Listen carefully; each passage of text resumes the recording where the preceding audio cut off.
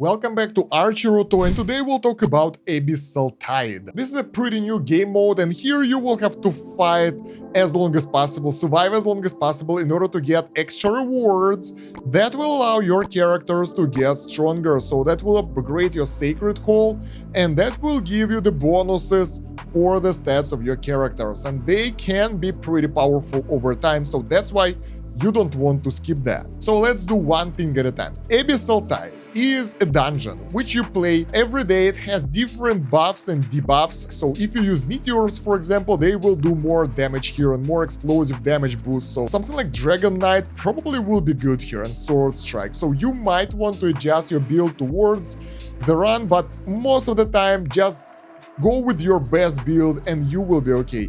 So let's do a run really fast. I will show you how the game is. And so the thing is, during the run, it's the same as always. You just run around here, fight the enemies, and make sure to get the settings right to hide your projectiles so it won't be messed up. Otherwise, you will get too many hits when you don't want that, and yeah, you will die way faster. Depending on the map, different builds might be better or worse. This is a pretty tiny map over here, so circle build will be really good for this one. And I've got my first skill as a circle, and I think it will be a good option, so let's give it a try. Although it's pretty RNG based, so you can truly hope for the specific build, just do your best to survive. And yeah, the number of enemies in the runs are crazy, so they can overwhelm you quite easily. And because of that, you probably would like to get something like invincibility potion if you can get it, so you won't take extra damage. And something that does AoE, so if you only use a single target attacks, you will get issues here.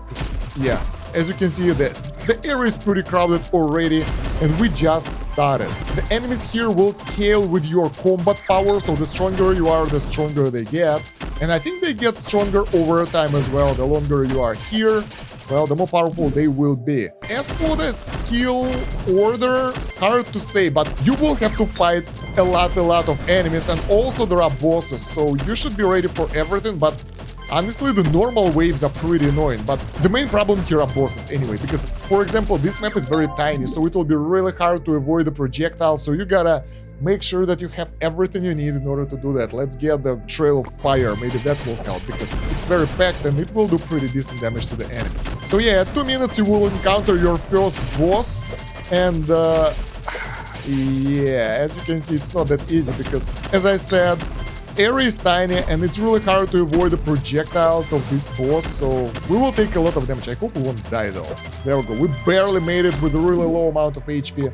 After that you will get roulette with extra rewards, something like the normal chapter, but it doesn't have a limit, so you have to survive for, well, as long as possible.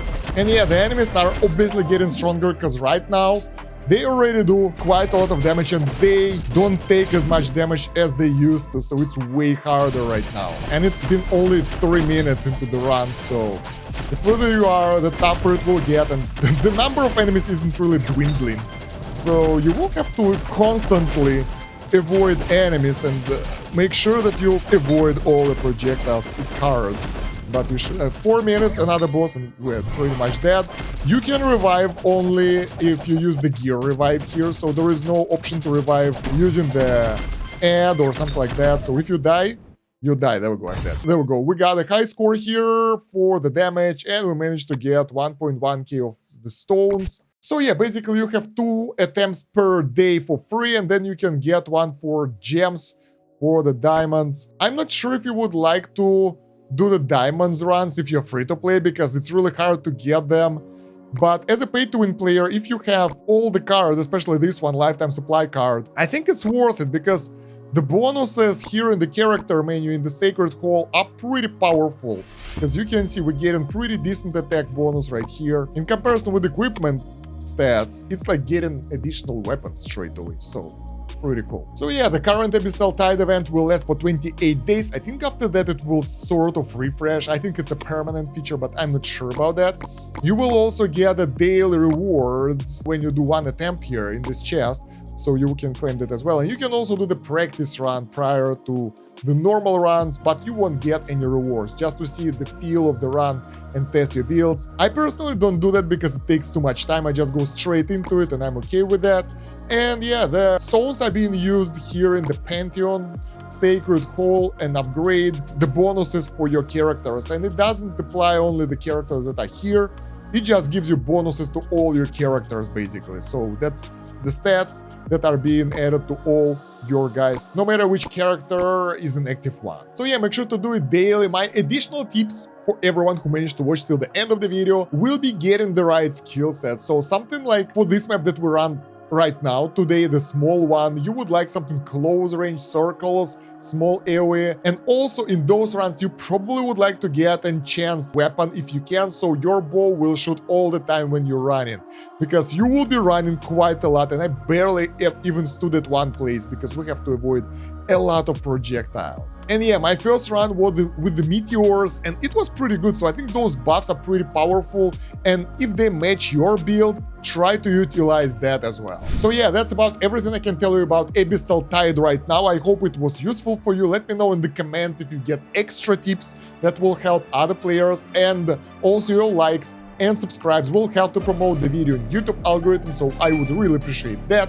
Check out the video description and the pinned comment for the links. LD players, you can play it on the PC like I do over here, way more convenient. Playlist with the rest of the videos, wiki with text info, and my Discord with a lot of stuff, so we can talk directly over there, building the community, you know. Other than that, thank you very much for watching. It's been Kosh. Have a good one. Bye.